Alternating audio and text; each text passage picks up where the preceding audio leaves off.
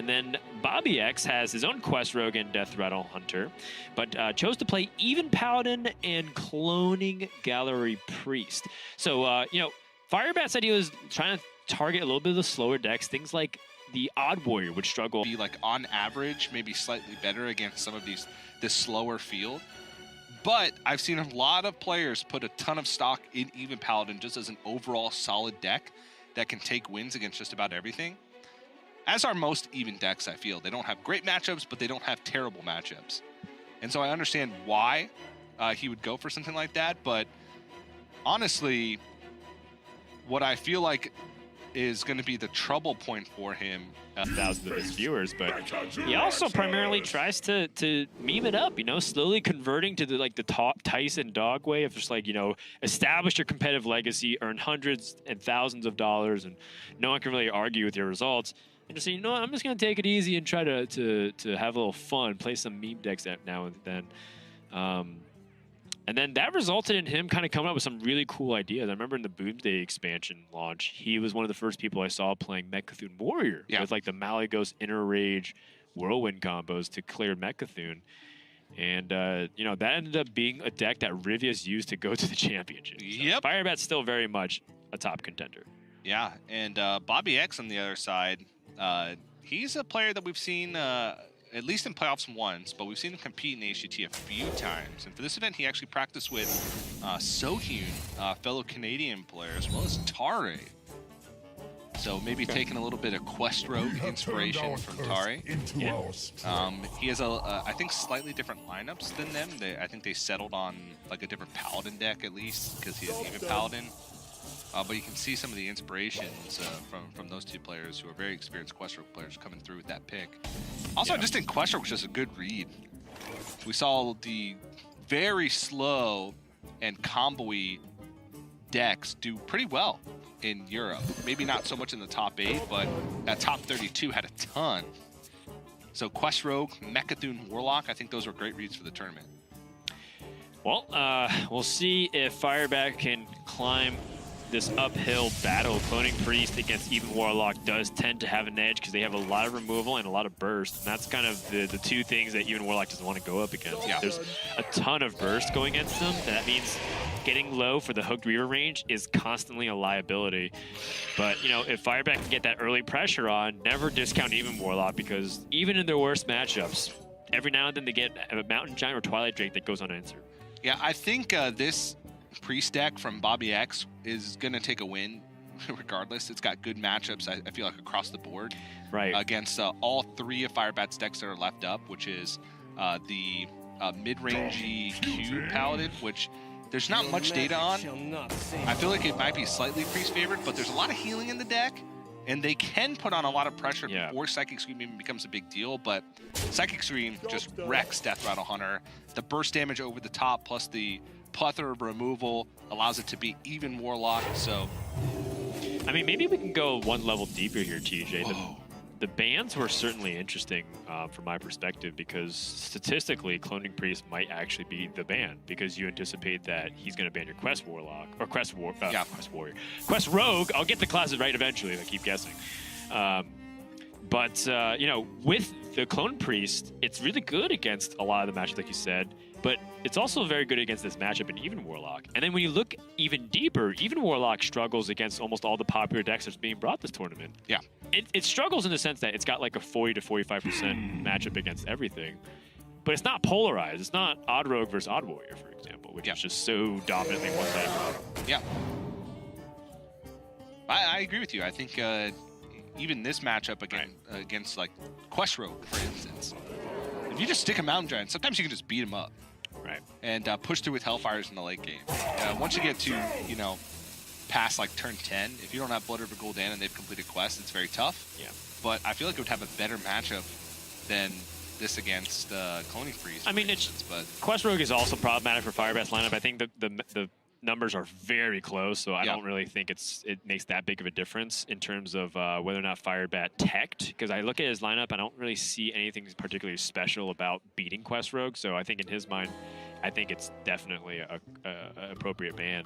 It's just also when you look at data, it's hard. Like literally, some of the sample sizes I'm pulling is less than 50 games. Yeah, DJ. It's like that's just not enough. Not enough to draw meaningful conclusions. And that's just the situation we're in right now with how the tournament metagame differs from the ladder metagame.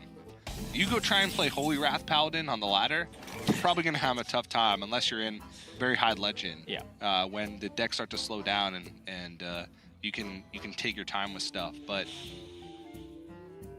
even Warlock you still see quite a bit, and bobbyex needs to pick up a little bit of extra removal.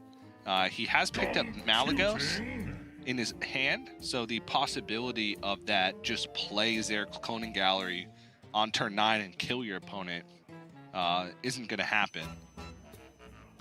Well, it could. It could, but you know, things like Skulking Geist might be something of a blessing. It just reduces it reduces the chance that you get bursted in one turn. They have to have, you know, the actual optimal Cloning Galleries plus Mind Blast, yeah. Or you know, maybe they don't have the Mind Blast and they have the Holy Smites, and then you can save yourself a turn. Yeah.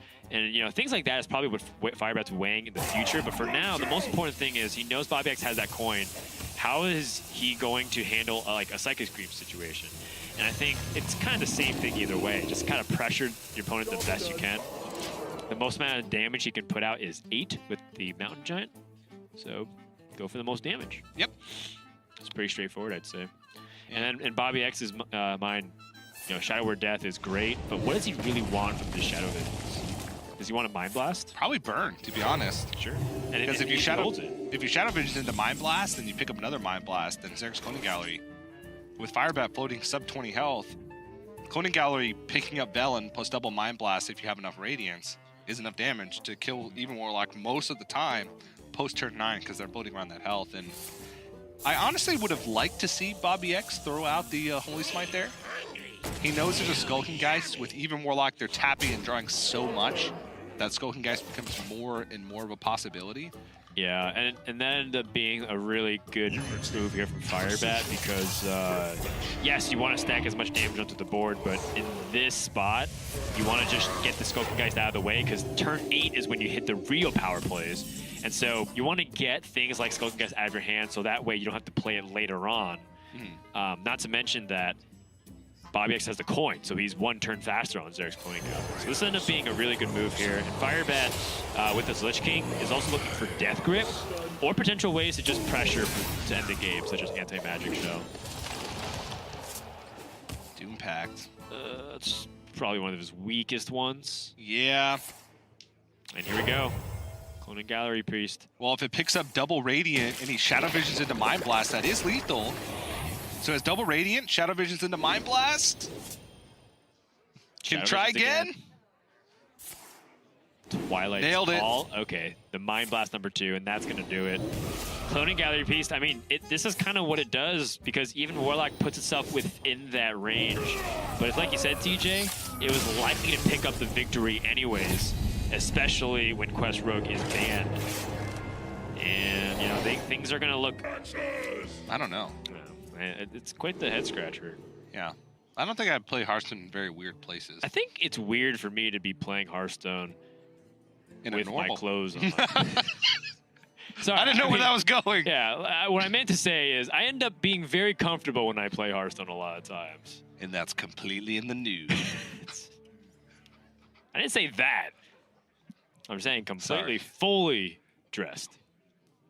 But yes, I do play Hearthstone naked very often. Let's go into game number 2, Even Warlock against Even Paladin. Now, a lot of people traditionally thought that Even Paladin struggled a little bit because of the assortment of AoE cards, such as the Defile, Hellfire, and Dread Infernals, but not really the case. Even Paladin has a lot of power, although with an opening hand like that, Double Blessing of Kings and Tyrion, not exactly what you're looking for. Meanwhile, Firebat is on the coin, meaning that he can get a turn 3 Mountain Giant, and all he needs to do is pick up one single way to sweep the board, and he should be ahead for the majority of the game. So that's kind of where the quote, the balanced or close matchup spread is. It's usually one player taking the board very early on and then pressing for a victory. Yeah, and especially if Even Paladin gets early damage in, with the way bobbyex has built his lineup, he's got double Avenging Wrath. So combine that with Equality, and just an assortment of weapons with Valnir and Tyrion for that Ashbringer, you can piece together a ton of damage in the late game, even through large taunt minions, because of the way that even Warlock floats at low health. So there still is a possibility, even if bobbyex were to lose the board. And honestly, he curved out pretty much as good as you could have ever expected. Yep. And even Paladin to curve out, rolling into Blessing of Kings. Yep, and denying the Defile setup. So, you know, bobbyex, should he choose to play Blessing of Kings, is going to lose this Divine Shield. But he kind of knew that going in anyways. Just really wants to get the pressure. If anything, Blessing of Kings can be used after he trades it in, so that way he's going to be fine with that. Yep. Does he trade with the Mountain Giant, though? He does. If you have 2 Blessing of Kings minions on board against even Warlock in the early game, you're in a good spot. Firebat going to be able to halt that pressure with the Spellbreaker, but he's a little bit behind. bobbyex, though, just picking up Consecration. Double Consecration. Yeah, these are awkward hands to say the least. But the double Consecration might be a blessing in disguise, because Firebat does have a lot of taunt minions. He's got 2 Homunculi, he's got Rin, and he has the Lich King. The Rin, the first disciple for Firebat's end, was a nod to things like Odd Warrior, in case he needed to find a win condition after all of his threats were removed. But I mean, this is one of those positions where if you're Firebat, you could reasonably justify pulling trigger on Defile or AoE in this turn. Yeah, he also doesn't have Spellstone, so that's a big deal with floating at a low life total with having Hellfire and the double Vulgar Homunculus in hand. I just want to deny any Spike or Steve from coming down here. Yeah, that's true. I think Defile tap, and then if you pick up Spellstone, Vulgar Homunculus. If you don't, then Plated Beetle. Yeah, the Plated Beetle is okay because you're already at 15, so that means if you pick up the Hooked Reaver, you still should be able to play it. Yep. So I think that's very reasonable. And if you pick up Spellstone, I think you want to get the Vulgar Homunculus mana out of the way. Oh, wow. This Shroomber?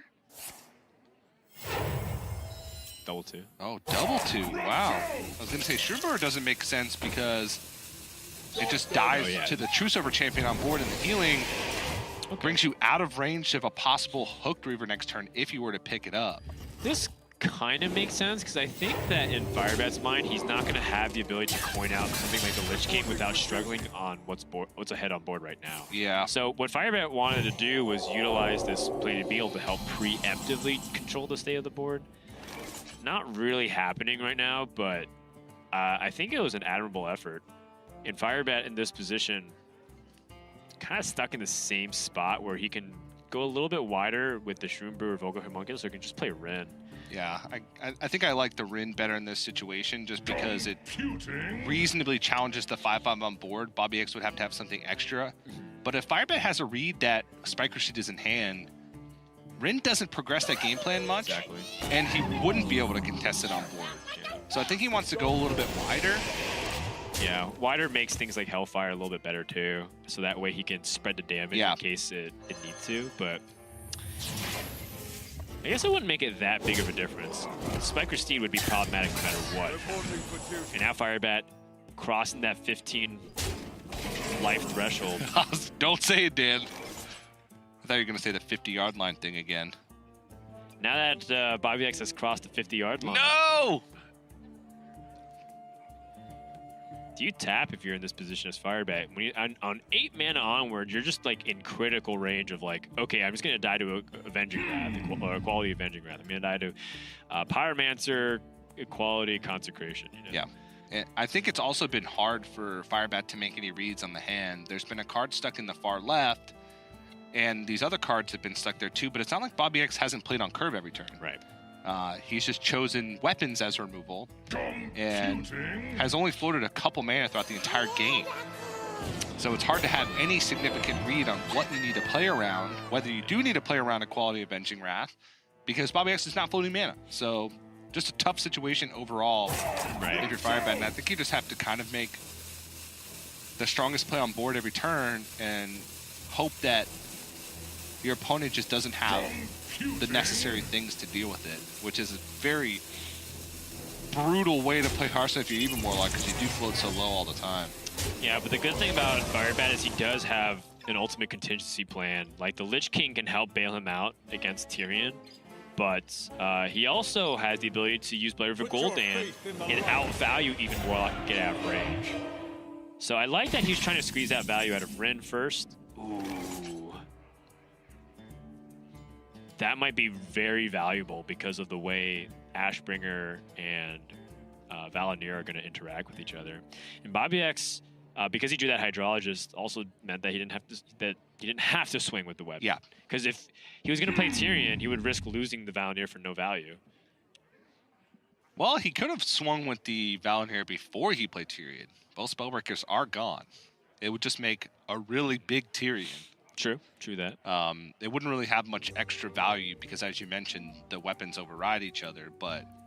Wait, you said both Spellbreakers are gone? Yeah, he used the first... on the 5/5. Oh, yeah, no, it's only one one Spellbreaker, yeah. No, that would have been disastrous if he ended up stacking it all on one thing. And then yeah, I think I was thinking of the last game where he Spellbreakered early on in the game. No, you're right. So that's a very good case to not Valinir the Tyrion, or potentially Valinir the Tyrion. I think Firebat's super scared of the equality, so he's just going to go for this Hook Reaver you were playing. Yeah. He gives him the best chance. Equality would mean that Hellfire and Acidic Swamp Ooze gives him a sweep. Now, normally the Tarim is just like the game-ending push here, but I don't think that's exactly the case in this spot.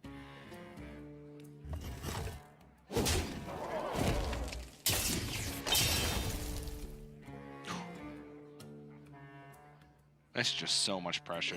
It's a lot. It's a lot of pressure. You can even discover, Redemption. Redemption. I guess Auto Defense Matrix would also be good because you're attacking with Tyrion this turn. So if your opponent attacks into Tyrion, it gets Divine Shield again, makes it harder to clear off. But this one, if there's a Spellstone in hand, Spellstone's the Tyrion, you get another Tyrion.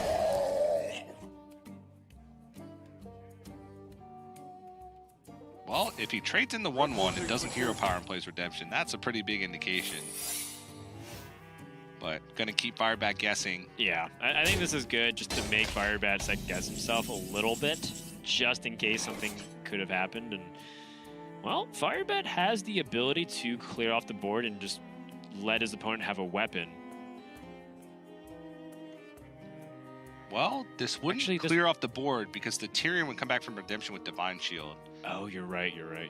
And if he Hellfires, it would be the Tyrion because that was the first played, right? Mm-hmm. Yep. I think so.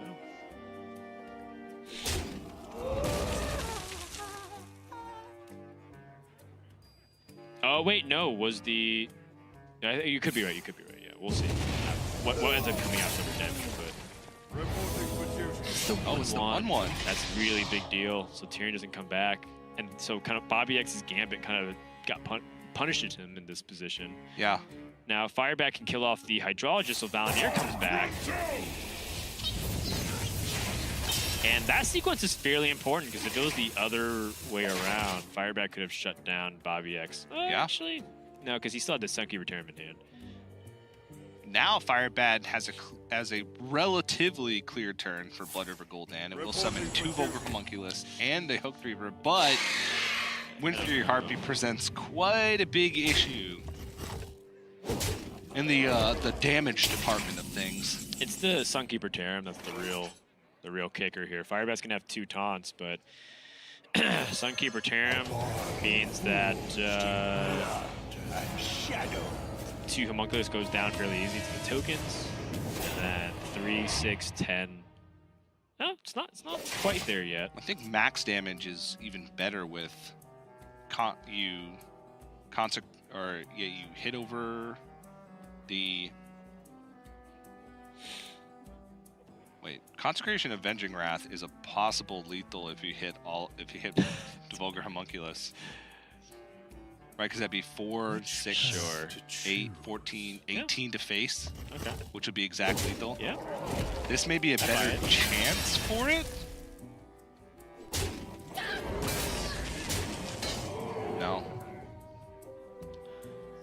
Yeah. Yeah.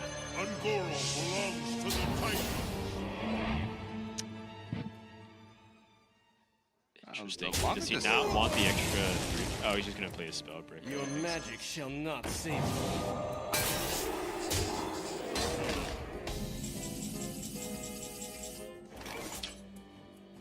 Well, Lich King keeps Firebat alive. He can Lich King and bite the Wind Fury Harpy, and then there would be 10 damage on the following swing if the Spellbreaker goes back. But we can see he's dead to the Avenging Wrath. There you go.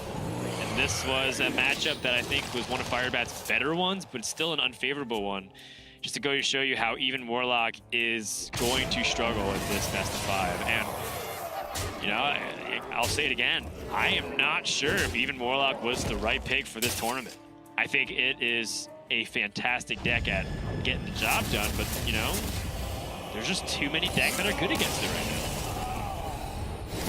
Yeah, Firebat did win round 1, but bobbyex looking like he's going to put a stop. Priest, Clone Priest, Odd Rogue, and Odd Warrior. Yeah, that's like 95% of this metagame right now. And then there's Secret Hunter, Death Rattle Hunter, Mid-Range Hunter. It even loses to a few Druids here and there.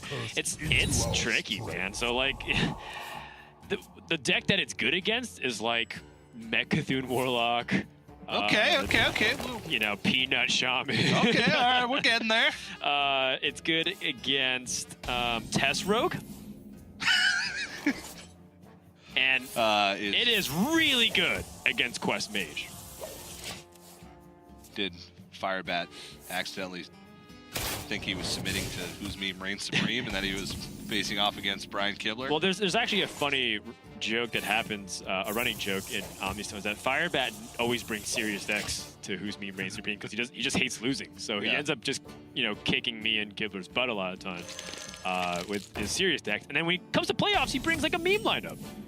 He brings like a lineup that's not supposed to exactly work very cleanly. It's like Death, Rattle, Paladin, Quest, Rogue. How It's weird. dare he? He has it backwards, man. Speaking of which, right now, Firebat has an opportunity to put out this Mountain Giant 3, but can also avoid the egg with the Spellbreaker. And I think you just want to get the Mountain Giant on the board, even though, you know, the 5/5 is painful. Yeah, bobbyex plays his own Mountain Giant, effectively. 8/8 worth of stats. Can also split it up, and he keeps the egg around. Keeps the egg around, but Firebat does have an answer to it with the Spellbreaker. I'd be inclined to Spellbreaker because I don't know if Twilight Drake actually does too much in this position because you don't have things like Sun Fury Protector to really leverage any kind of high health minions that Well, can play the aggressive board. There's a couple things to think about here. If you Spellbreaker now, it opens you up to be able to Hellfire with no repercussions at some point in the game. But bobbyex just played a Terrascale Stalker on the Devil's Egg. Didn't play dead. Okay. Floated a mana, so he probably would have if he had it. Are you expecting many more Death Rattle activators? That's fair. And if he cubes it, there's just eggs in that cube. It's one of the targets that you're more okay with seeing cube on. Yeah, I just didn't want another 5/5 to come out of here because I feel like Death Rattle Hunter is much better when they can develop a board versus like, you know, they're just stuck playing, you know, Witchwood Grizzly on 5. Yeah. But your logic makes sense, and I think, you know, having seen this pan out, good on Firebat. It looks like he made the correct call in that spot. And those are tough, like, gut check moments. Like, do I play reactive or proactive?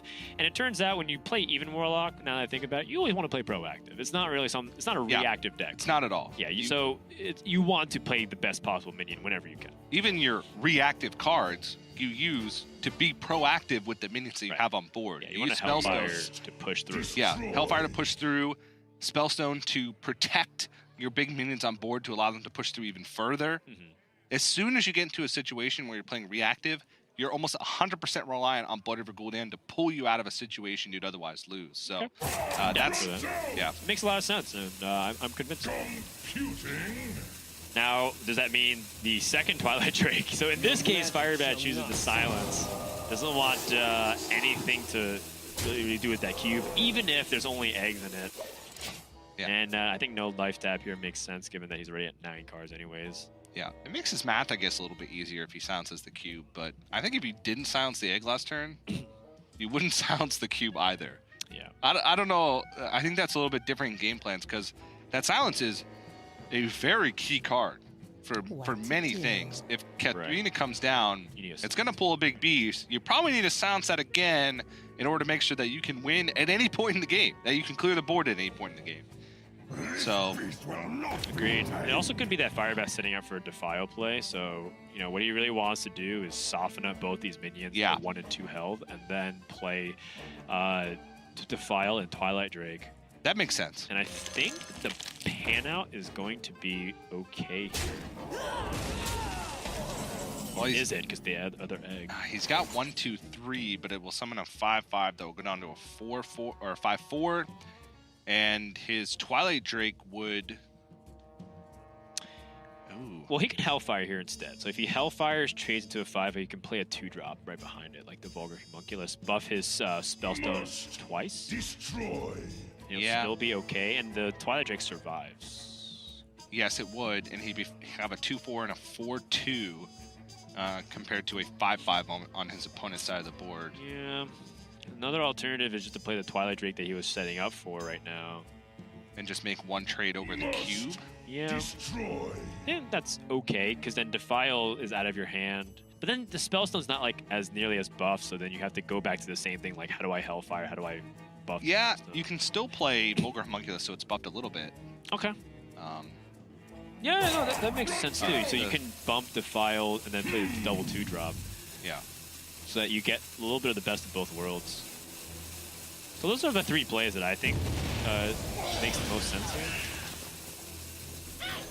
I do like this just as the first thought because it gets you under 14 as well, or under 15 rather. Ooh, and the face attack. And Firebat even like surprises himself. He's like, "Whoa, I went face? Wow, that was aggressive of me." Yeah. He was like, "Why are you surprised? You made the play." My hand just went there. I don't know what happened. I think it's more that Firebat realized that it was a tough turn, but it was the right call. Because look at bobbyex making the trades for Firebat now. And that Spellstone buff is going to pay off because now Firebat has the ability to Twilight Drake coin Spellstone. Yep. And that attack was fairly brilliant. Like I was so focused on what Hunter can do to the Warlock when, again, you have to always think about how you can be proactive because bobbyex made the trade for him. He did. And 7 mana is the turn before the real threats like Katharina come out.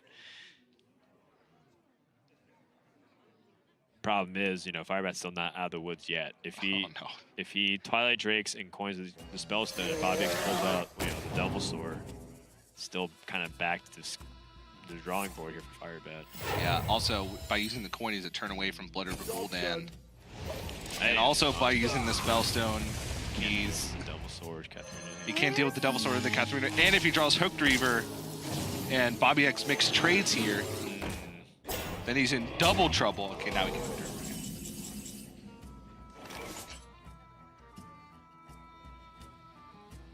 Well, there's just King Crush next turn. Yeah. And I think no matter which way you slice it here, he could Hellfire Shroomburr, be 9 damage on board, 8 from hand. That's 17. He'd be at 17. So he's dead that way. Oh man. Yeah, I don't know if there's a way around this for Firebat. I think even Warlock just gets swept. Oh boy. I think Firebat's just gonna pray that he doesn't have any more damage. Yeah, but that's plenty of damage. 13 on board, 8 from hand. I guess it's 1 over. But King Crush will close out the game. bobbyex. 3-0. Yep. And, may this be a lesson for all those people playing even Warlock out there. Be careful. It is dangerous out there. And bobbyex is going to